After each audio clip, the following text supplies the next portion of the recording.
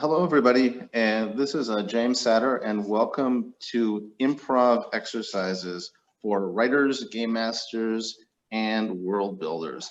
And I'm here with a participant today, Rod, and Rod and I are going to walk through some improvisational exercises that you can use to boost creativity and help with any world building that you are doing, again, either as a writer or in an RPG campaign, or actually in any type of creative pursuits that you're doing. Rod and I were talking a little bit beforehand, and Rod, it sounds like you do some writing with genre of fantasy. I do, mostly short stories, and yeah, and mostly fantasy. Mm-hmm. Oh, excellent. Well, the exercises we'll be doing today are intended to help with brainstorming, thinking creatively, and kind of getting ideas generated, and maybe overcoming conventions and tropes to help generate kind of new ideas or unexpected ideas. And some of these are exercises that you can actually do alone, but they can also work really well working with another person or a few people, because then you kind of learn from someone else's frame of reference or field of experience. And even though improv exercises are often thought of coming from the world of theater, you don't have to be an actor of any improv background to do these. So do you have any questions, Rob, before we get started today? I don't. I'm not really sure what to expect from this workshop, so I'm interested in seeing what happens. Excellent. And for everybody watching on YouTube, everything that we're doing together here, these are all exercises you can adapt and do on your own or with a friend or with a couple of friends as well. The first few exercises are going to focus again on more general brainstorming and larger world building. And then near the end of the hour, we'll work on a couple of exercises that are intended to help with character creation. So whether it's a character in a story, or I know a lot of people watching this play role-playing games, it could also be helping to develop a creative or new character in a campaign setting. So I'm going to start off. This is a prop I sometimes use when leading improv exercises. So this is just an ordinary box. And Rod, I'm going to just ask you to name 3 things that are outside of this box.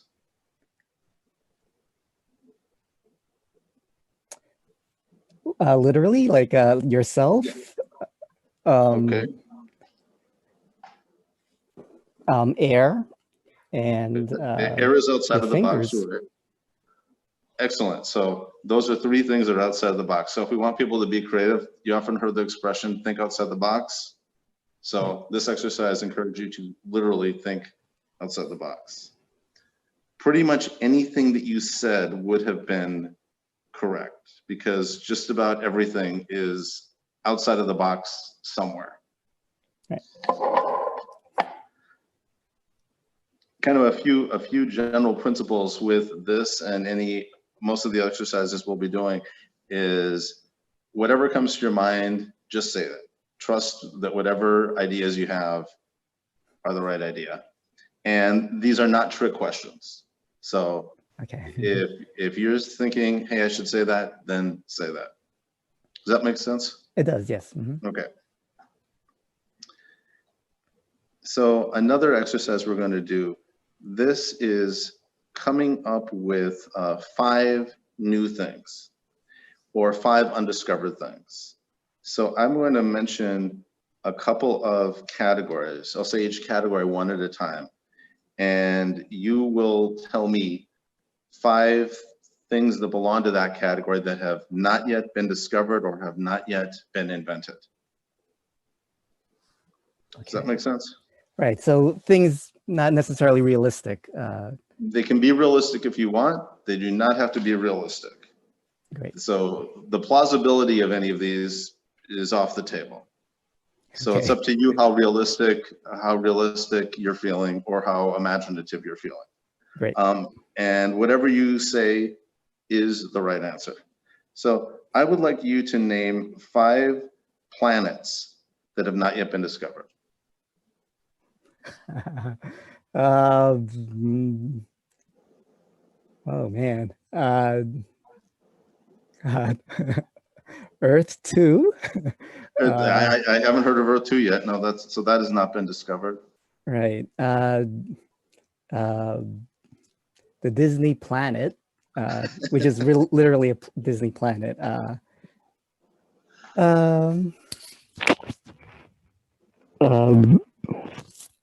Planet 10 from Planet outer 10. space.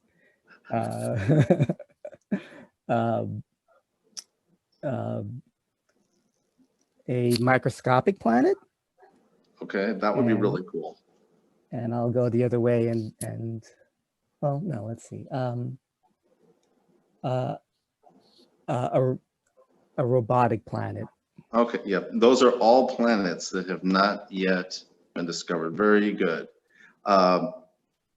With these types of exercises or most brainstorming like this, again, the plausibility is off the table, although who knows, there might be a Disney planet in a couple generations. I expect it, yeah. And also, don't worry about sounding silly. If it's silly, it's silly. If it's not silly, it's not silly. So any type of editing or self-consciousness for these exercises, try to push those aside. Okay. Great. So another category I will say, how about 5 fragrances of like cologne or perfume that have not yet been available on the market? Oreo cookies. Oreo cookies, that would be really popular. So coconut.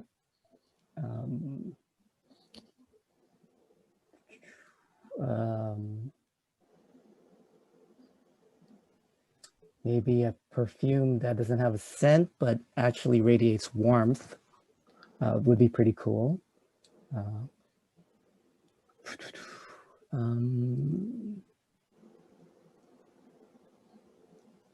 Steak cologne. I'm thinking food here. Let's see, and yeah, you've got one more. One more. A cologne or perfume. How about a cologne that changes with your mood, kind of like a mood ring, but depending on your mood, it changes and can affect other people. I really like that.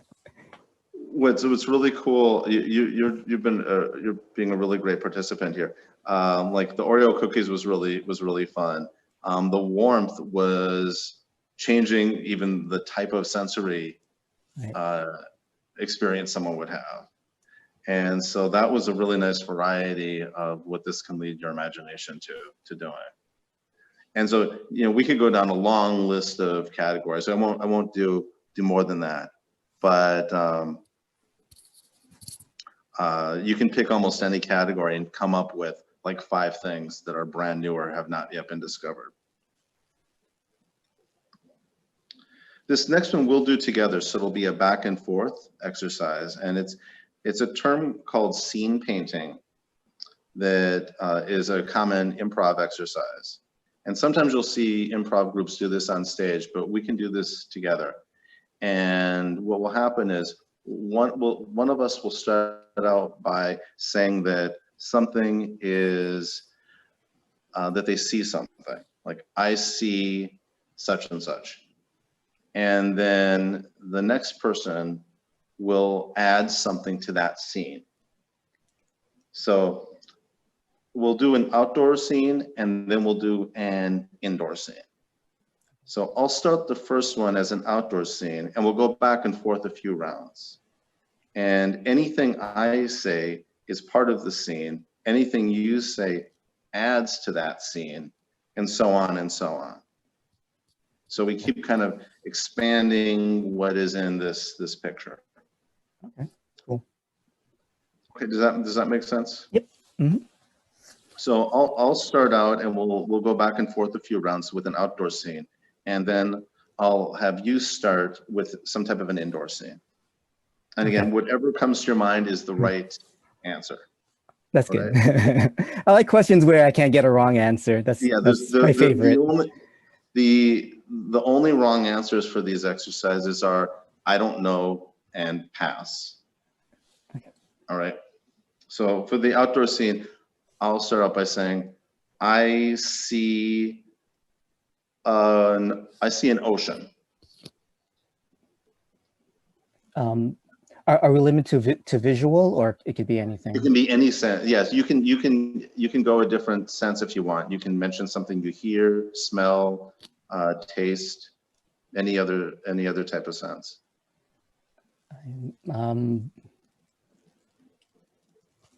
I see storm clouds above the ocean. I see lobsters on the beach by the shore of the ocean. I see the lobsters forming a circle.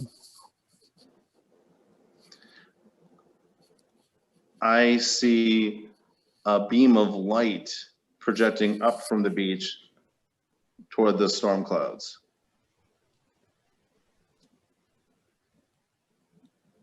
I see a very large blue lobster floating down in that beam of light. I see the lobsters on the beach all clapping as the blue lobster comes down in that beam of light. I hear the blue lobster chanting as it raises its claws over the other lobsters. Would you like to keep going with this one, or do you want It's to? up to you. I like where you're landing with that. So we could end with the blue lobsters, that comment you had. So this is a really fun one to do with a few people. You can do it on your own, but with 2 or 3 people, you can go a lot of different places. And a key tenet with this is whatever has been said remains true. You can add on to it, but we don't. You never change in a negative way. Right. So we don't. I'll give you some examples of things that sometimes new improvisers can do. Is, oh, we see that it's not really lobsters. It's actually an octopus that looked like a lobster. Things like that. Okay. But adding more detail and adding more actions like you were doing is really perfect. And so this can lead us into, again, creative thinking, exploring things we hadn't expected. So let's do an indoor scene, and I'll let you start with the prompt this time. You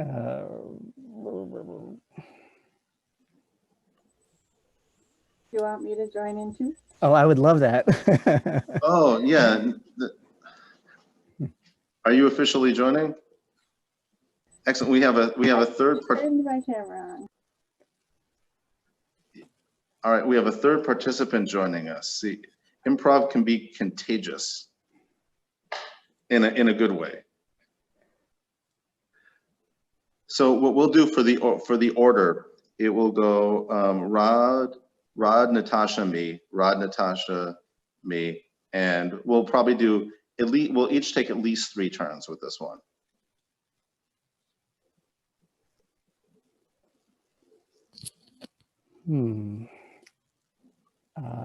Indoor. Gosh. I see a very fancy jail cell. I hear the buzzing of an electronic sound. I see a red alarm on the wall flashing on and off.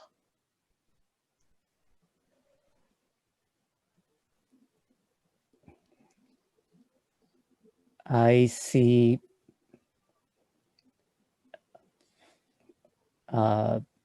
Prisoner huddled in a corner.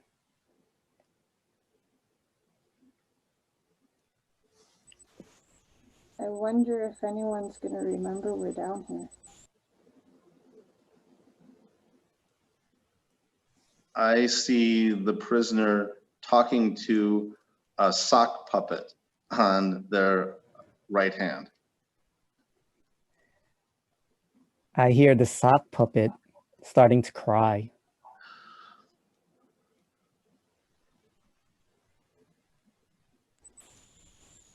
I don't hear tears, I hear laughter.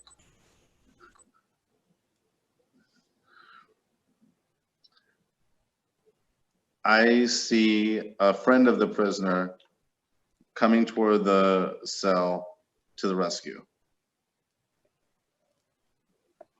I see the friend rattling the bars until they break.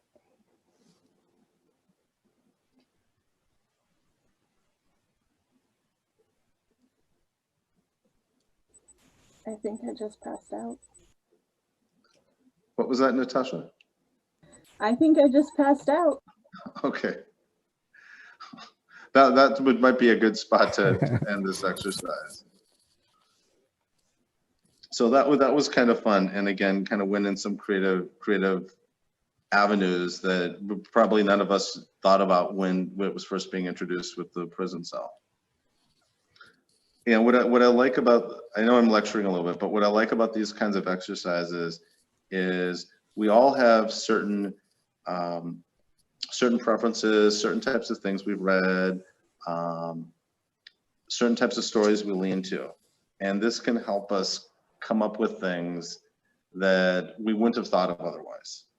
And if you were doing writing or other type of world building, you may or may not decide to latch on to any one of these exercises or any one of the outcomes, but doing these kinds of things helps us think in new ways and come up with things that we might not have come up with before.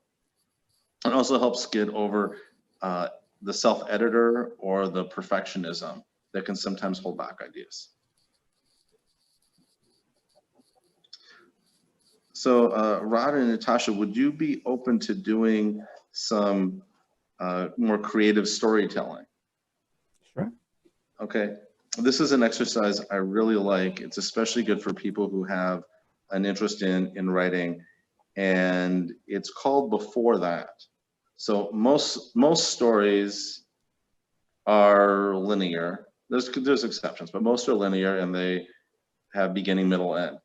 This is an exercise called Before That, where someone will start out a story with 1 or 2 sentences, and then the next person says, before that, and then goes back in time. It could be 1 minute, it could be a year, it could be any amount of time. It says before that, and then gives more context about something that had happened either to that character or in the setting. And then the person after that says before that, and keeps going backward in time. And so again, anything that was stated actually happened, but we keep adding more context and more history to the characters. And again, usually just say 1 or 2, maybe 3 sentences of information. And when you start out the story, you can start out with a conventional way of starting a story. It's fine to say once upon a time, or it was a darker and stormy night, whatever you want to do to kick things off. Say some type of a fact or some description of the story, and then the next person says before that, adds a little bit more. The next person says before that. Natasha, would you be open to starting out this story? And then we'll keep going, you, me, Rod, you, me, Rod.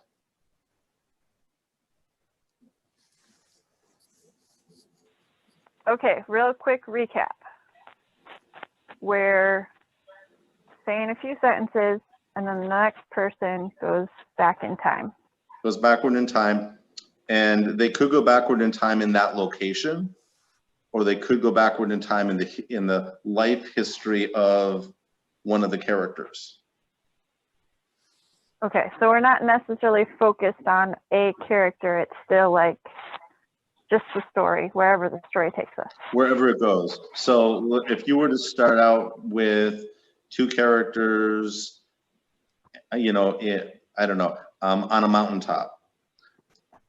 And what I would say before that, maybe I go back in time with one of the characters, or maybe there's something else that happened on that mountaintop that I want to go to. Any direction, but it should connect to at least something that was stated in that story. All right.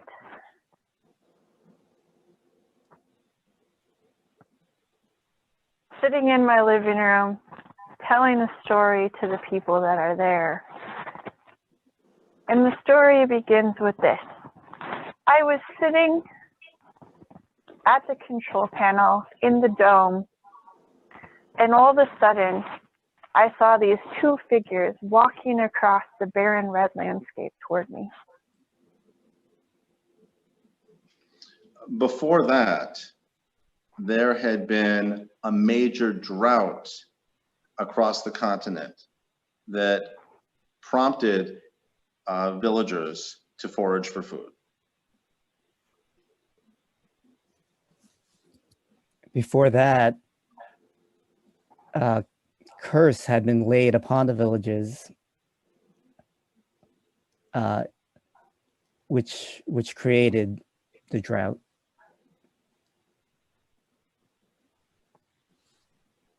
Before that, we were warned by the scientists, and some communities took the warning seriously and built these domes. But they were built so long ago, no one alive now remembers them being built. Before that, the builders of the dome buried 10 feet underneath the dome encryption tablets describing how to remedy a potential drought or a potential curse.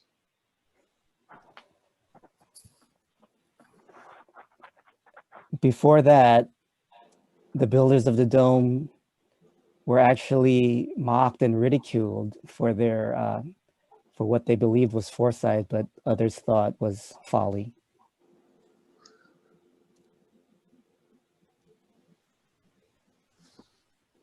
Before that, we actually lived on a different planet.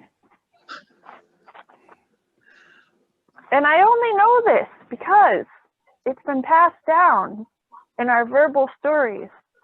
So my grandparents told me the story, and now I'm telling you.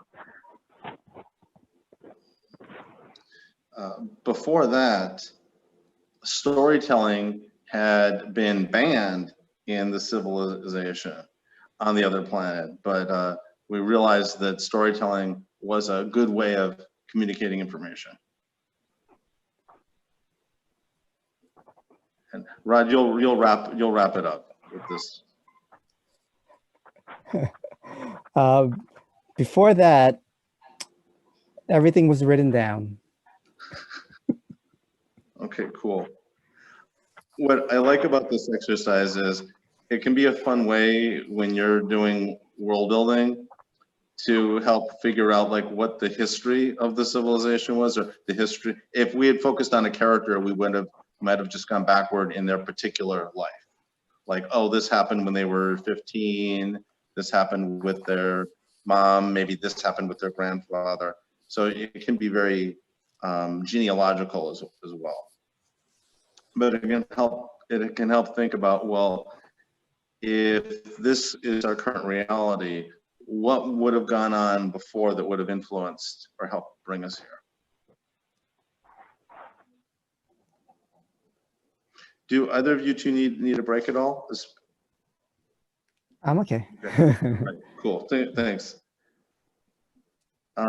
This next exercise, this is also more of a collaborative one where we'll take turns.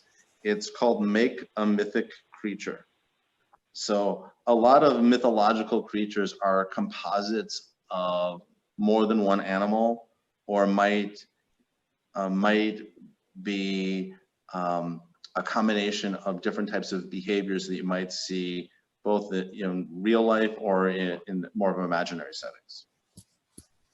So with make a mythic creature, each of us will take a turn and we will describe either a physical characteristic or a behavioral characteristic of a creature that we, at least as far as we know, doesn't exist. And so with the physical characteristic, you might say something like, the creature has eyes like, and you could say eyes like an owl, or you could say eyes that are red, or you might say this creature has a tail that is spotted, or you could say the creature breathes underwater, whatever it is. So we'll each say one physical trait during our turn, or a behavioral trait. And I think we'll try with this, each taking 3 turns. And so, Rod, would you like to start out this time? Sure. This creature lives in a forest.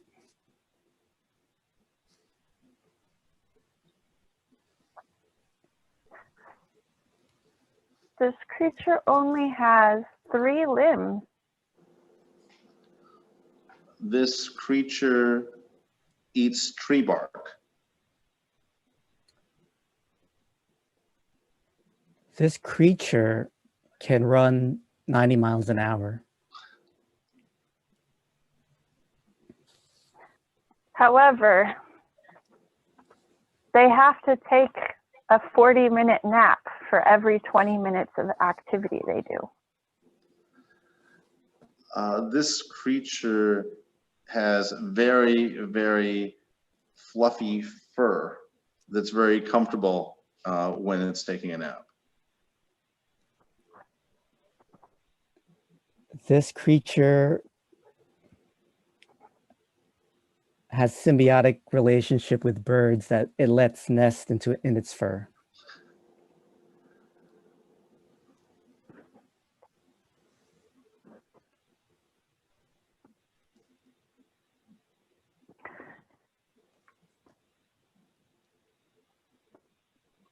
Whatever comes to you, Natasha, go with it. You don't need to. It's important not to overthink it. It has sharp teeth, but we're not sure why since its deep spike. Okay. And then I'll say that this creature, this creature also speaks to and communicates with multiple species of birds. Would you like to make up another creature? Mm-hmm. Okay. Natasha, would you like to start out with this next one? Okay. This creature is the size of my thumb. This creature often hides in humans' gloves. This creature loves to play pranks.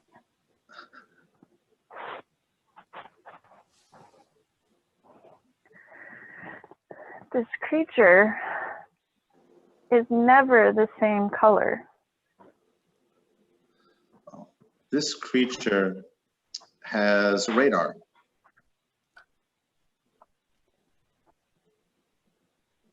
This creature has hallucinogenic venom.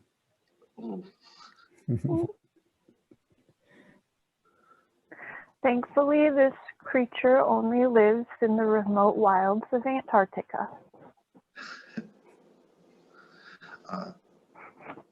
This creature was discovered by Arctic explorers last year.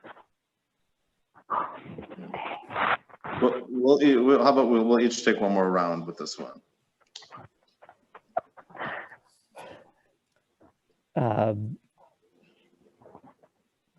This creature glows under starlight.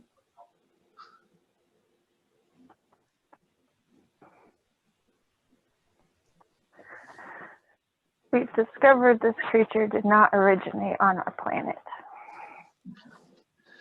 This creature does not like the snow. So this was a very different animal than the first one.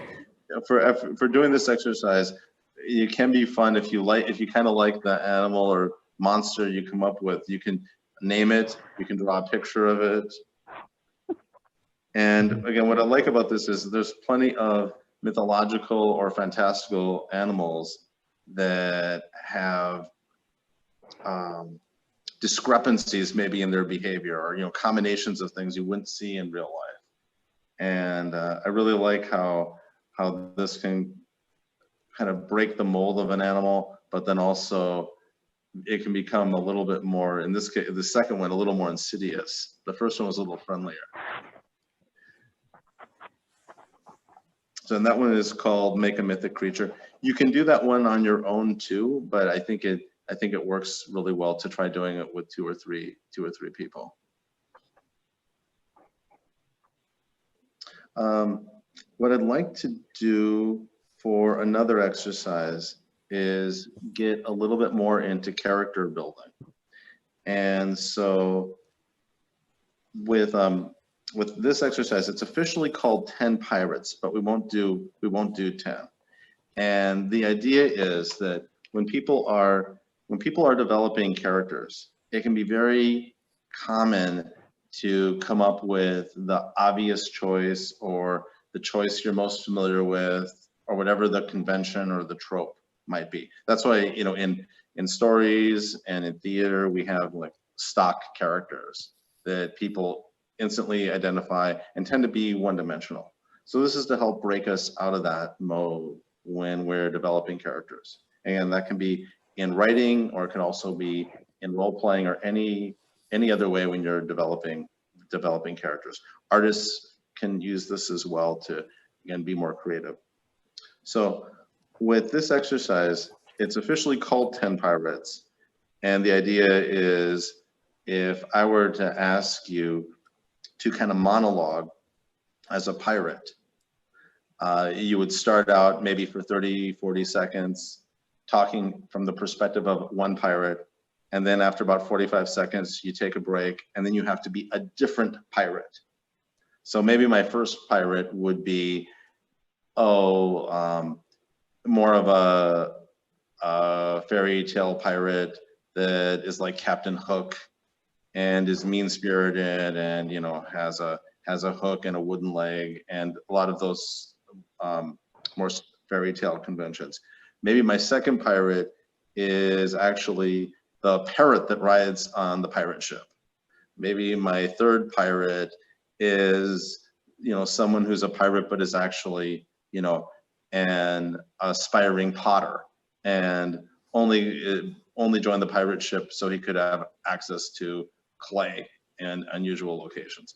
Maybe my fourth pirate is actually a software pirate. So you can kind of keep going.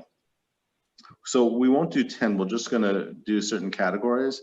And with each category, I'll ask each of you to monologue as if you were somebody who's a member of that profession or that category. And then after about 45 seconds, I'll say next, and then start monologuing from a different person or a different character who belongs to that category. And whatever you say, go with. So whatever you say is the right thing to say. But it's a way of trying to get us past what our first inclinations are to help explore more creativity or more options for characters. Does that make sense? Yeah. So Rod, I'll start with you, and the category I'm going to give you is baker. So just in first person, you are a baker, and just stream of consciousness, tell me what it's like being you. And then I'll say next at a point, and then you are a different baker. Hi, I'm Joe McLaren. I'm the owner of Baker's Dozen at the corner of Tuckahoe and Central. Please come down. I have very unique pastries that you will not find anywhere else in the country. For example, I have I have, you would not believe this. I have a donut that talks to you, and it will actually compliment you after each bite. I have to use a little magic to get it working, but I bet you've never heard that at any other bakery. That's, I'm going to say next. I really like Joe McLaren, but we'll go next, and it'd be a different baker now. Another baker. Okay. I work for the king. I'm actually a witch pretending to be a baker.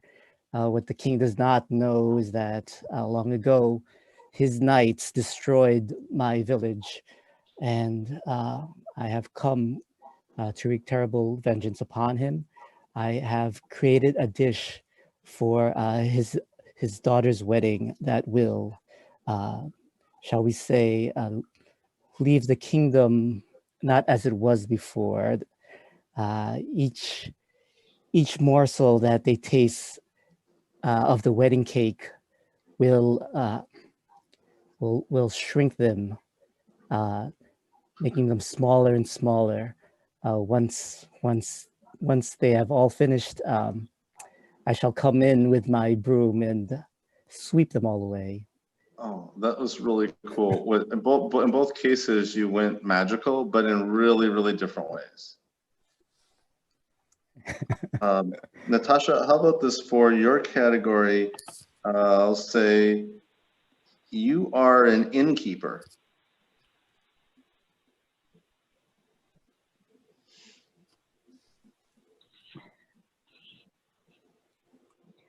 Yesterday we had a very interesting person stop by for a dinner meal.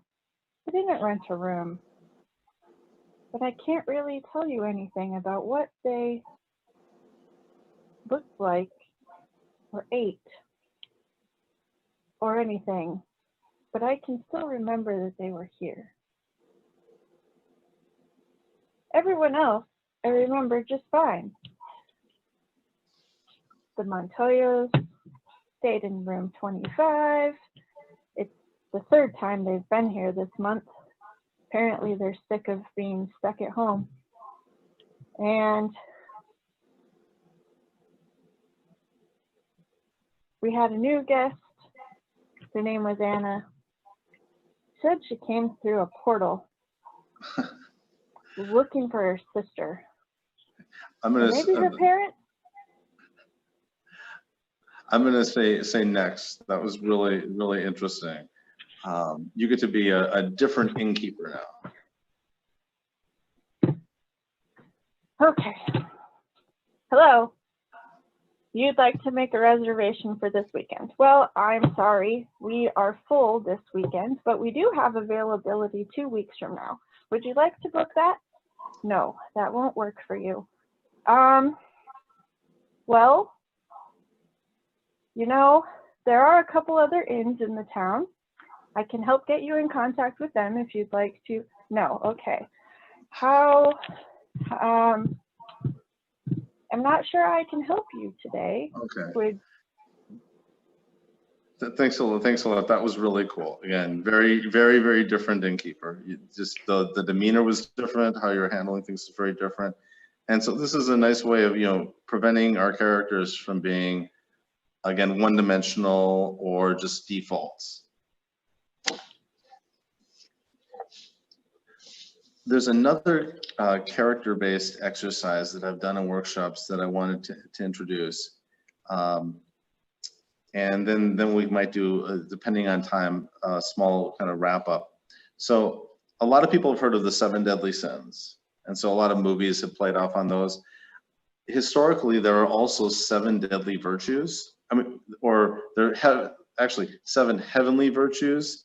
Although in one version of the musical Camelot, they call them the 7 deadly virtues. And so what I like about both the 7 deadly sins and the 7 heavenly virtues is you can turn those around and you can try to come up with a character who might lean toward one of the 7 deadly sins, but they might have a positive intent, or they might be doing it with, at least in their own mind, a good intention. And the opposite with the 7 heavenly virtues. You can have someone who might be motivated by what on paper seems like a good virtue, but in practice, it's more of a character flaw. So I'm going to read, we'll start out with the 7 deadly sins, and then I'll ask you, I'll assign a sin to one of you, and I want you to just kind of talk as a character, as if that sin is somehow actually more of a virtue or an advantage for you. You can be a human if you want. If you want to be a different species or an animal, you can do that too. And then we'll get to the virtues. I'll read the virtues, and then I'll ask each of you to kind of monologue from a character, but really where that virtue is probably more of a shortcoming in terms of how they play that out. So more of a reversal on what might be expected. So the 7 deadly sins traditionally are described as a lust or lechery, gluttony, greed or avarice, sloth, wrath, envy, or sometimes jealousy, and then pride or hubris. And so, Rod, I will give you the sin of envy, but I want that to be played up as if you're a character where the envy is somehow a positive motivator for you. Wow. Envy, And Ian, you don't overthink it. Just wherever your imagination goes is fine. all right. So some people say it's wrong to be jealous and to be envious and be happy with what you have. Grass is always greener on the other side of the fence, blah, blah, blah. But they're wrong, because you see, when you see someone who has something that you want, well, that motivates you, doesn't it? I mean, when I saw my neighbor driving a brand new car, well, you know, I thought, why don't I have that? I mean, I deserve that. I mean, it can make you work harder, and I did. I worked extra shifts. I worked overtime, and wouldn't you know it? In a month, 2 months, I managed to score a brand new car, even better than what my neighbor had, and sure, you know, I mean, I didn't tell him that I was jealous or anything like that, but that's an inspiration to want more, to be more, to have better things. And you know what? I saw him the other day. He saw me driving in my new car, and I looked in his eye as I passed by, and I swear to you, I saw that he was jealous. Okay. Well, that was a nice turnaround. That was really good, Rod. Thanks. And then how about Natasha? I will give you wrath. Sometimes it's dubbed as anger, but wrath, and somehow for your character, wrath is a good thing.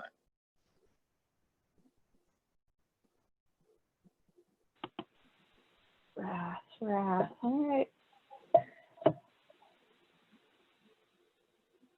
You know how many squirrels there are in the world?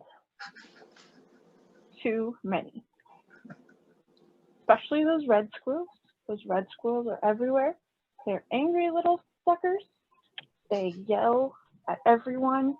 They chase the gray squirrels around, and we won't even talk about how mean they are to the white squirrels. And this year they decided to use my grill as their home. And I tell you what, I decided to be a red squirrel.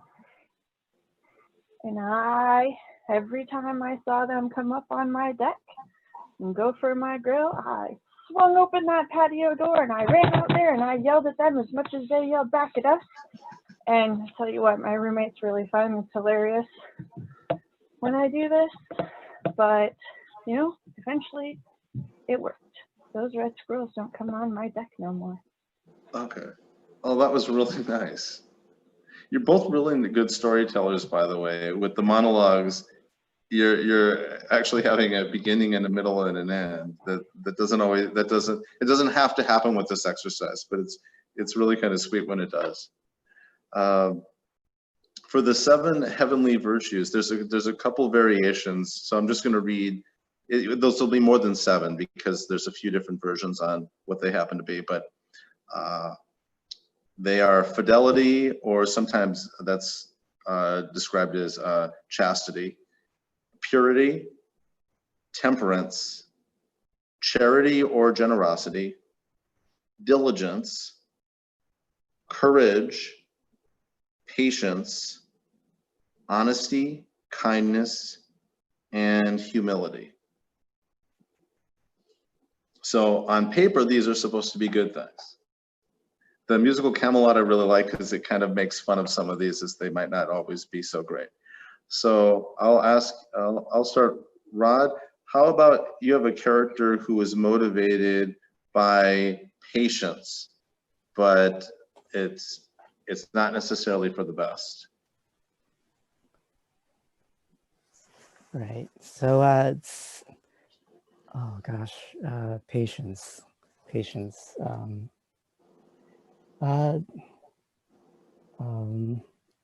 Oh no, sir. Take your time. I'm not in any rush. Yeah. Do you want some help with that?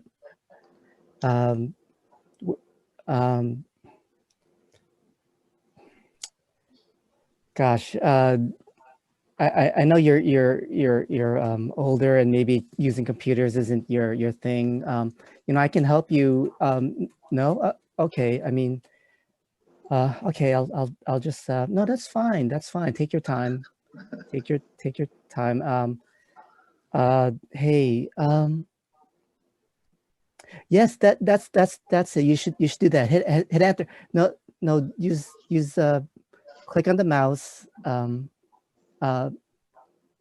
Right. Well, you know, it's just that I'm sorry to bother you, but there's a whole line of people behind us. I know this is a public library, and you I know there's no time limit to use the computer, but I really need to do some work, and the other computers are taken. Okay, No, I'm gonna wrap you up, Rod. That was really nice. Yeah. Each of your characters have been very different from one another. And then Natasha, I will give you generosity.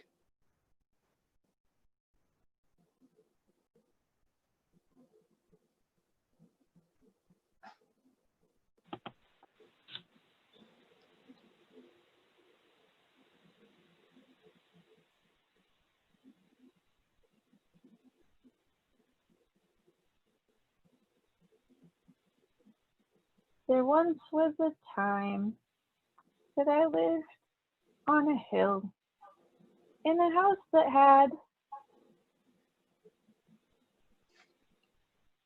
room for 20.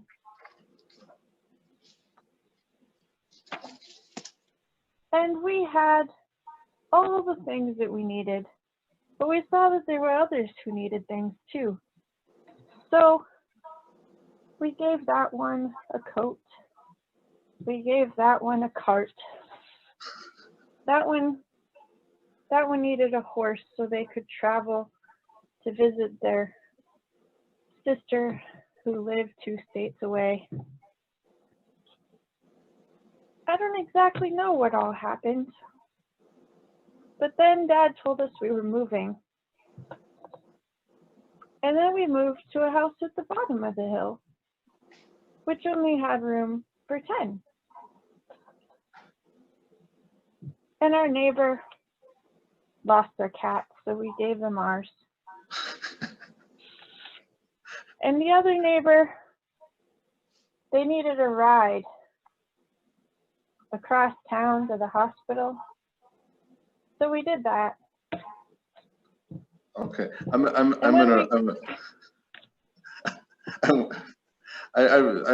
really enjoyed that character. So again, you also been really great in participating in the exercises and going lots of different directions with each of the characters with the different prompts.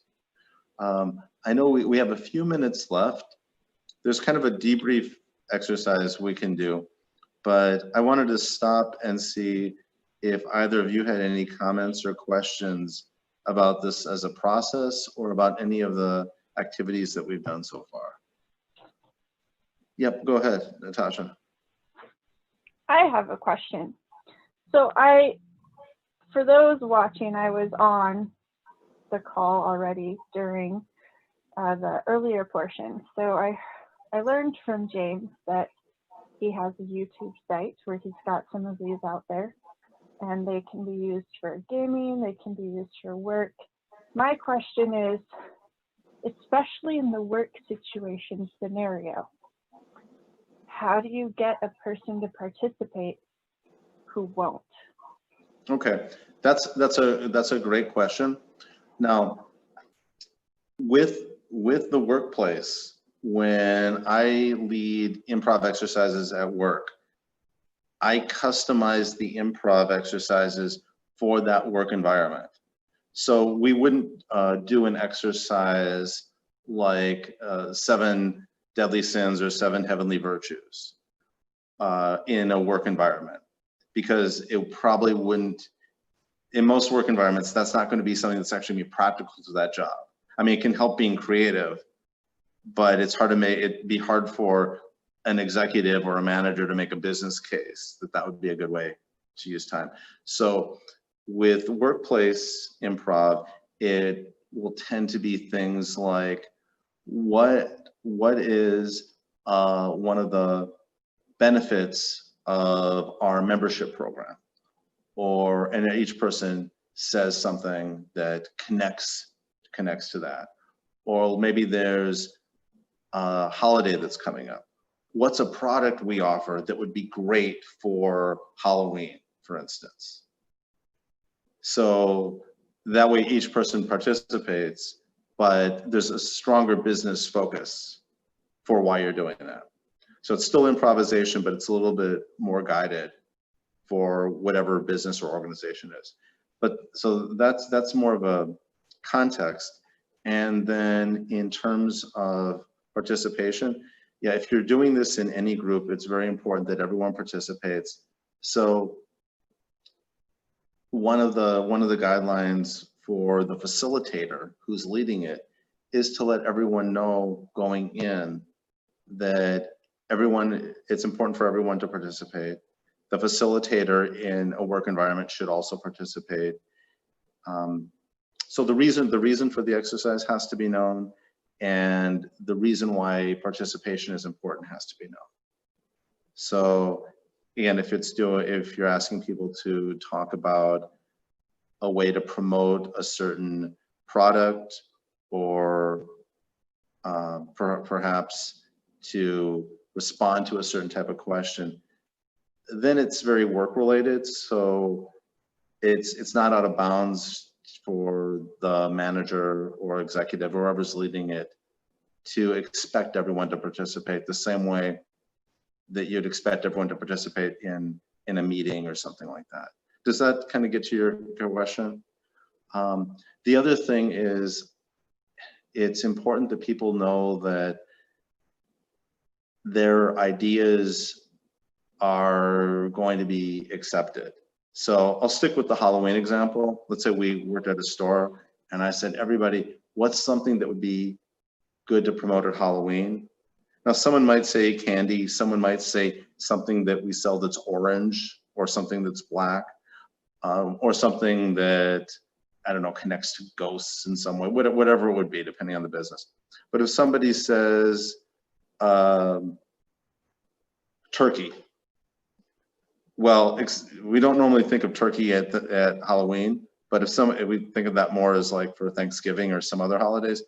But if someone says turkey, then you need to be willing to accept that, because if you start shutting down ideas in the workplace, everyone feels like they're being scrutinized and judged and graded, and that's going to hurt the process. So it's being open to ideas that might seem a little out of left field.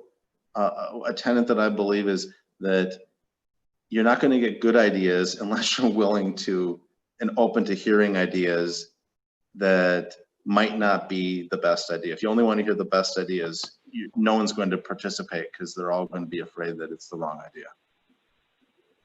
So that was kind of a long answer. So it's making sure to set up a more of an open atmosphere. Rod, did you have any questions or any thoughts about what we've been doing? It's fun, but it's difficult. And I like the one of the things I think I found the collaborating much easier to do than the monologues, because when you have the other person, they can push ideas. Like when I write, you know, I'll write an idea and then time will pass and go, oh, I can add this to that, and I kind of do it at my own pace. But when you're collaborating, there's more of that there's more interaction and it makes the pacing of the ideas also a little faster. Yeah, definitely. You're more on the spot with monologuing, and with collaborating, you get the benefit of, one, it's not just you, and then also we all have different points of view and different things in the back of our mind that we can draw from. So things can go to more directions with more heads. Right, and when something comes out of, you know, like the sock puppet that you throw in, that's something I wouldn't have thought of. But when you have these new ideas, that they spark ideas in yourself as well. So it feeds off itself. Yeah. This final exercise, I think we might just have a minute. This is more of can be a warm up or more of a debrief, and someone will just say a word, and then the next person says, that reminds me of, and then it's whatever word comes to their mind. So it's more word association. So like if I were to say peanut butter, you might say peanut butter reminds me of jelly, or maybe you say peanut butter reminds me of peanuts, or whatever it might be. And so that can be kind of, you both have done some more intense improv related exercises. So this is just going to be kind of an unwinding one. So I'll start out by saying, how about sauerkraut? And then we'll go Rod, Natasha, back to me. Sauerkraut reminds me of Germans.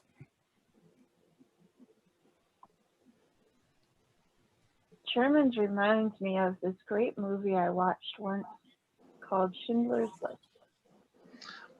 Schindler's List reminds me of a musician who I know, whose last name just happens to be Schindler. A musician that reminds the musician that James is thinking of reminds me of orchestral music. Orchestral music reminds me of Star Wars. Star Wars reminds me of hope. Hope reminds me of despair. Ooh. Despair reminds me that I still have dishes to do upstairs. Dishes reminds me of dish soap. Dish soap reminds me of banana peels. Banana peels reminds me that I'd really like to eat some banana bread. Okay. You have somebody behind you. I don't know if you snap. But Banana bread reminds me of vending machines. Oh, vending machines remind me of chocolate bars. Ooh, chocolate bars.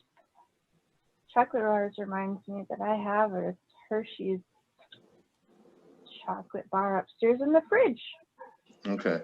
And refrigerators remind me of the cold. And I just got a message that we are 1 minute over. So we will be wrapping up. I really want to thank both Natasha and Rod for participating in these exercises.